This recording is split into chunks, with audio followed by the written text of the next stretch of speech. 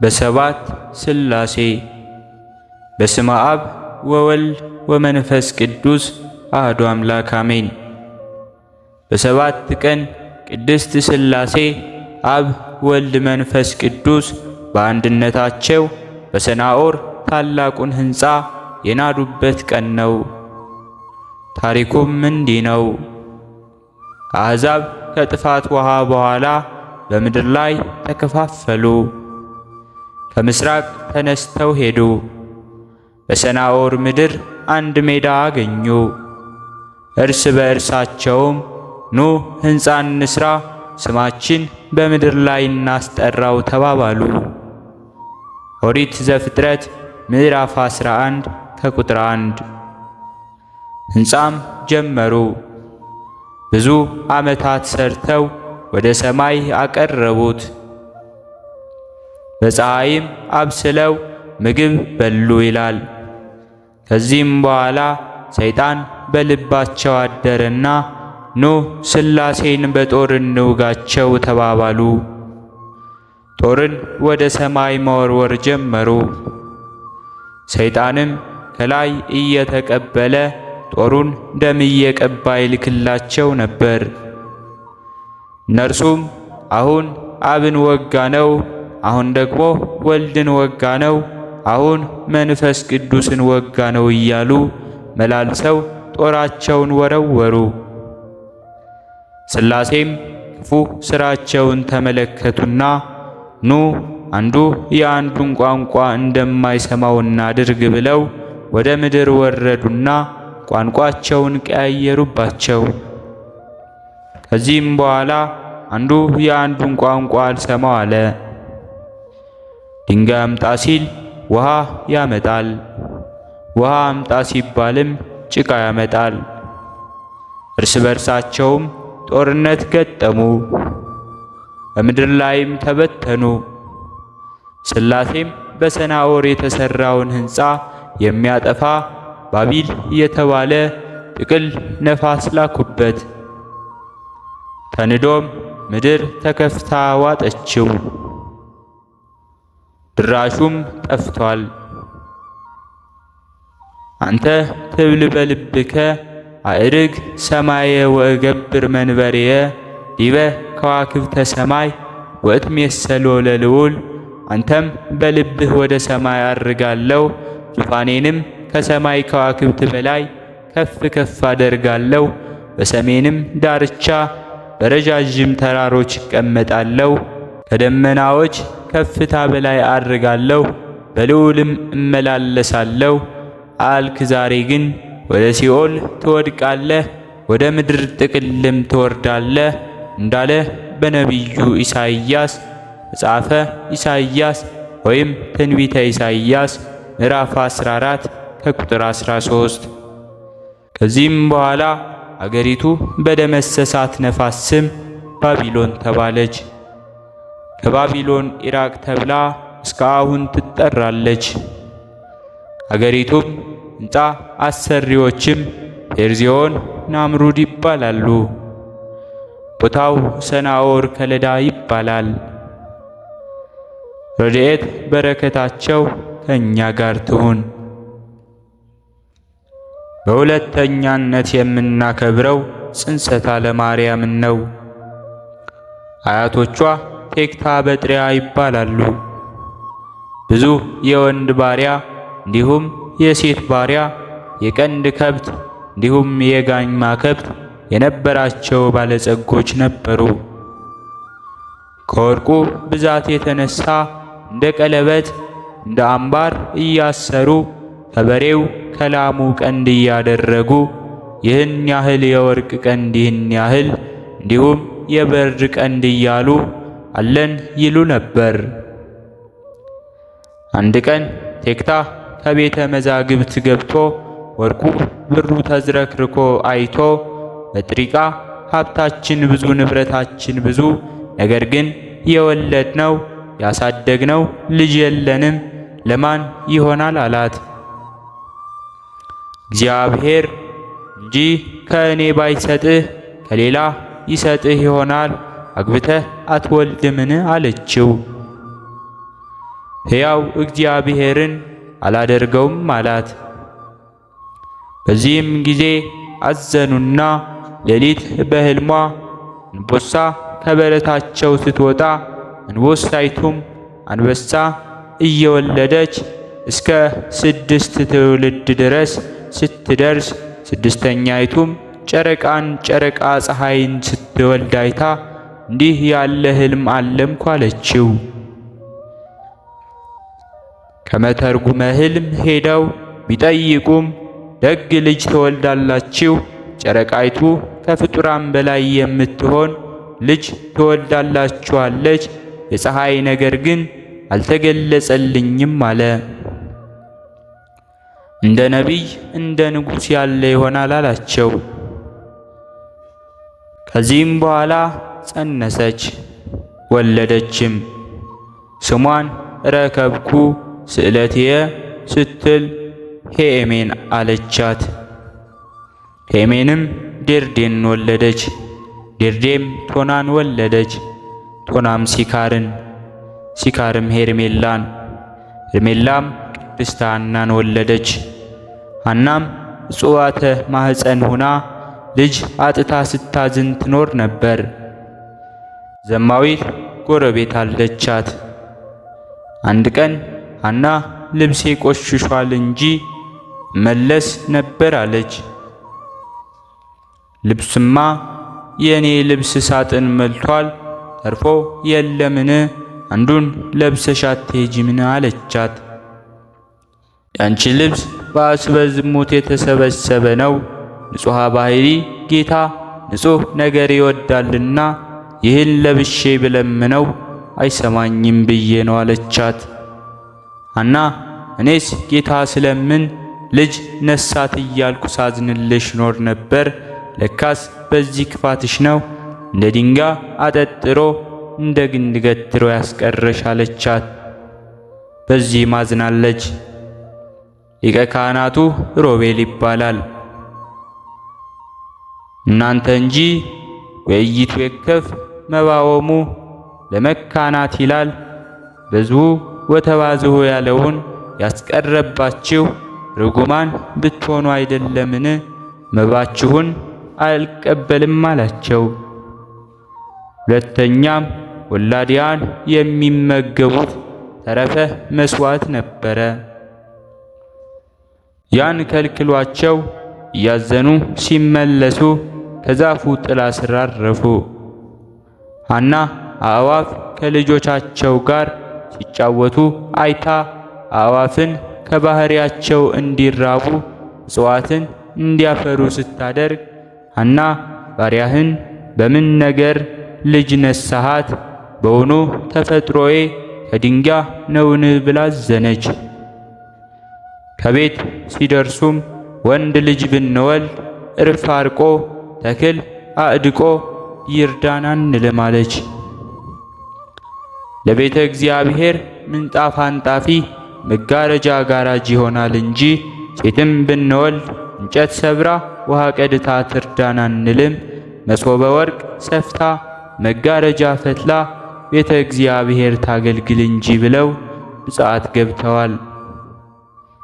ሐምሌ 30 እርሷ ለእርሱ ግምጃ ሲያስታጥቁት መቋሚያው አፍርታ ፍጥረት ፍሬዋን ሲመገቡ እሱ ለእርሷ ነጭ ርግብ 7ቱን ሰማያት ሰንጥቃ መጥታ በቀኝ ጀሮዋ ገብታ በማኅፀኗ ስታድር ሕልም አለሙ። ሄደው ለመፈክረ ሕልም ነገሩት። የከበረች ልጅ ትወልዳላችሁ አላቸው። አልመስላቸው ባለ ጊዜ እርሱ ይፍታው እንጂ አንተስ አልፈታኸውም ብለው ተመለሱ። ዓለም ሳይፈጠር አስቀድሞ በሕሊና አምላክ ታስባ ትኖር የነበረች እመቤታችን ቅድስት ድንግል ማርያም የተነገረላት ትንቢት ሊፈጸም የአባት የእናቷ ራእይ ሊተረጎም ጌታ የፈቀደበት ጊዜ ሲደርስ መልአኩ ቅዱስ ገብርኤልም መጥቶ ኢያቄምን ሚስትህ ሐና ትጸንሳለች፣ ደግ ልጅም ትወልዳለች አለው። ዝሙት ይሆንብናል ብለው ምንጻፍ ለይተው ይኖሩ ነበር። ፈቃዱ እስከሆነ ብለው በአንድ ምንጣፍ አድረዋል። እመቤታችን ቅድስት ድንግል ማርያምም በዚሁ ሌሊት ተጸንሳለች። በረከቷ፣ አማላጅነቷ፣ ረድኤቷ ከሁላችን ጋር ይሁን። በሦስተኛነት የምናከብረውም ስምዖን ዘአምድን ነው። ነሐሴ 7 ቀን ስምዖን ዘአምድ። ይህ ቅዱስ ክቡር ስምዖን ዘአምድ 6 ዓመት በሆነው ጊዜ አባቱ የበጎች ጠባቂ ያደረገው። ወደ ቤተ ክርስቲያንም አዘውትሮ በመሄድ ሁል ጊዜ ቅዱሳት መጻሕፍትን ይሰማ ነበር። የእግዚአብሔር መንፈስ አነሳስቶት የዓለም አላፊ ጠፊ መሆኑ ታይቶት ወደ አንድ ገዳም ሄዶ መነኮሰ። ዓለሙኒ ኃላፊ ንብረቱኒ ኃላፊ እስመ ኩሉ ኃላፊ ውእቱ እንዳለ ቅዱስ ጳውሎስ ብዙ ዘመናትም በገል ተጠምዶ ሲጋደልና ሰውነቱን ሲያደክም ኖረ። ከዚህም በኋላ ሥጋውን አሰልስሎ እስኪገባ ድረስ በወገቡ ላይ ገመዱን አሰረ። ሥጋውም ተልቶ ከእርሱ ክፉ ሽታ ይወጣ ነበር። ስለ ክፉ ሽታውም መነኮሳቱ አዘኑ፣ ተጸየፉትም። ወደ አበምኔቱም ተሰብስበው ይህን መነኩስ ስምዖንን ከእኛ ዘንድ ካላወጣኸው አንተን ትተን ወደ ሌላ እንሄዳለን አሉት። እርሱም ምን አደረገ አላቸው። እነርሱም ጥራውና አንተ ራስህ እያሉት ጠራውና መጥቶ በፊቱ በቆመ ጊዜ ደም ከመግል ጋራ በእግሮቹ ላይ ሲፈስ አየ። አበምኔቱም እጅግ አስጨነቀው። ልብሶቹንም ገልጦ በሥጋው የገባውን ያንን ገመድ አየ። አበምኔቱም በእርሱ ላይ ተቆጥቶ ይህንን ታደርግ ዘንድ እንዴት ደፈርክ አለው። በታላቅ ድካምም ያንን ገመድ ከሥጋው አወጡት። ቁስሉም እስከሚድን መድኃኒት እያደረጉለት ለ50 ቀናቶች ያህል ኖረ። ከዚህም በኋላ አበምኔቱ እንዲህ አለው፣ ልጄ ስምዖን ሆይ እንግዲህስ ወደ ፈለግከው ቦታ ሂድ አለው። ከዚያም ወጥቶ ሄዶ በደረቅ ጉድጓድ ውስጥ ገብቶ ከእባቦችና ከጊንጦች ጋር ብዙ ዘመን ኖረ። እነሆ ጊንጦችንና እባቦችን የጠላትንም ሁሉ ኃይል ትረግጡ ዘንድ ሥልጣንን ሰጠኋችሁ እንዳለ ጌታ በወንጌሉ። የሉቃስ ወንጌል ምዕራፍ 10 ከቁጥር 19። ከዚህም በኋላ አገልጋዬ ስምዖንን ለምን ሰደድከው? አሁንም ፈልገህ መልሰው፣ በፍርድ ቀን እርሱ ከአንተ ይሻላልና ብሎ ሲገስጸው አበምኔቱ ራእይን አየ። አባ ስምዖንንም ከገዳሙ ስለ መውጣቱ ገሰጸው። በነጋም ጊዜ አበምኔቱ ራእይን እንዳየ ስለ አባ ስምዖንም እንደገሰጸው ለመነኮሳቱ ነገራቸው። ወንድሞቹም ደንግጠው እጅግ አዘኑ። እስከምታገኙትም ሄዳችሁ በቦታ ሁሉ ፈልጉት አላቸው።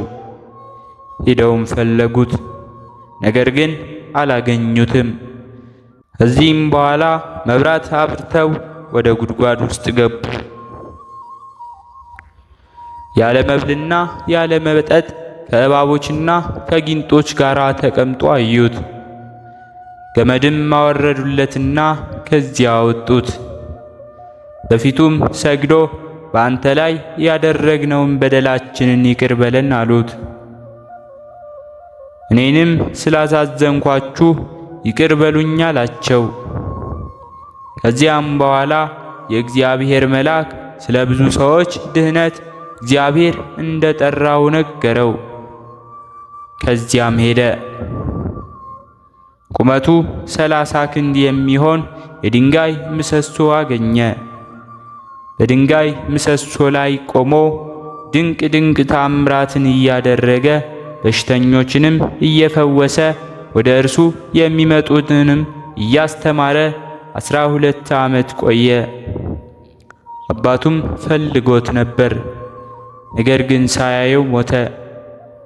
እናቱ ግን ወሬውን ሰምታ ከብዙ ዘመናት በኋላ ወደ እርሱ መጣች። በድንጋይ ምሰሶም ላይ ቆሞ አገኘችው። አይታውም አለቀሰች። ከድንጋይ ምሰሶም በታች ተኛች። ቅዱስ ስምዖንም ጌታችን በጎ ነገር ያደረገላት ዘንድ ከእርሷ ስለ እርሷ ለመነ። ያን ጊዜም እንደ ተኛች አረፈችና በድንጋዩ ምሰሶ በታች ቀበሯት።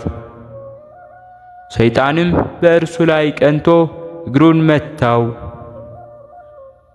ከእግሩም ትል እየወጣ በአንዲት እግሩ ብዙ ዓመት ኖረ። ከዚህም በኋላ በጸሎቱ በገድሉም የማያልፍ ሰማያዊ ሕይወትን ወረሰ። ወደ እርሱም ስለሚመጡ ብዙ ሕዝቦች ውሃ ጥማት እንዳያስጨንቃቸው ወደ እግዚአብሔር ለምኖ ከድንጋይ ምሰሶ በታች ውሃውን አፈለቀላቸው። ዳግመኛም ወደ ሌላ ምሰሶ ተዛወረ። በእርሱም ላይ እየተጋደለ 30 ዓመትን ኖረ። ከዚህም የተነሳ ስምዖን ዘአምድ ተባለ። ብዙዎች አረማውያንና ከሃዲያንን አስተምሮ ወደ ፈጣሪያቸው መልሷል። በኋላ ክብር ይግባውና ወደ ወደደው ክርስቶስ ሄደ። በሰላምም አርፎ የዘላለም ሕይወትን ወረሰ። ከዚህም በኋላ የአንጾኪያ ሊቀ ጳጳሳት ቅዱስ አባ ስምዖን እንዳረፈ በሰማ ጊዜ ካህናትን፣ ዲያቆናትንና የሀገርን መኳንንቶች ከእርሱ ጋር ይዞ የቅዱስ አባ ስምዖን ሥጋ ወዳለበት ደረሰ። በታላቅ ክብርም ተሸክመው እየዘመሩና እያመሰገኑ ወደ እስክንድሪያ አድርሰው በቤተ ክርስቲያን ውስጥ አኖሩት። ከሥጋውም ድንቆች ተአምራቶች፣ ታላቅ ፈውስም ተገልጠዋል። በረከቱ፣ ረድኤቱ፣ አማላጅነቱ ከእኛ ጋር ይሁን። ሕሊናችን በማሰባሰብ አባታችን ሆይ እንበል። አባታችን ሆይ በሰማያት የምትኖር፣ ስምህ ይቀደስ፣ መንግሥትህ ትምጣ፣ ፈቃድህ በሰማይ እንደሆነች እንዲሁም በምድር ላይ ትሁን። የዕለት እንጀራችንን ስጠን ዛሬ፣ በደላችንንም ይቅር በለን እኛም የበደልነውን ይቅር እንደምንል፣ አቤቱ ወደ ፈተናም አታግባን ከክፉ ሁሉ አድነን እንጂ መንግሥት ያንተ ናትና ኃይል፣ ክብር፣ ምስጋና ለዘላለሙ አሜን። እመቤታችን ቅድስት ድንግል ማርያም ሆይ በመልአኩ በቅዱስ ገብርኤል ሰላምታ ሰላም እንልሻለን። በሐሳብሽ ድንግል ነሽ፣ በሥጋሽም ድንግል ነሽ። አሸናፊ እግዚአብሔር እናት ሆይ ሰላምታ ላንቺ ይገባሻል። ከሴቶች ሁሉ ተለይተሽ አንቺ የተባረክሽ ነሽ፣ የማኅፀንሽን ፍሬ የተባረከ ነው። ጸጋን የተመላሽ ቅድስት ሆይ ደስ ይበልሽ፣ ልዑል እግዚአብሔር ካንቺ ጋር ነውና ከተወደደው ልጅሽ ከጌታችን ከመድኃኒታችን ከኢየሱስ ክርስቶስ ዘንድ ይቅርታውንና ምሕረቱን ለምኝልን ኃጢአታችንንም ያሰርይልን ዘንድ ለዘላለሙ አሜን። ስለነበረን ጊዜ ሁሉ የአምላካችን የልዑል እግዚአብሔር ስሙ ዛሬም ዘወትርም የተመሰገነ ይሁን። አነሳስቶ ላስጀመረን አስጀምሮ ላስፈጸመን ለልዑል እግዚአብሔር ምስጋና ይሁን።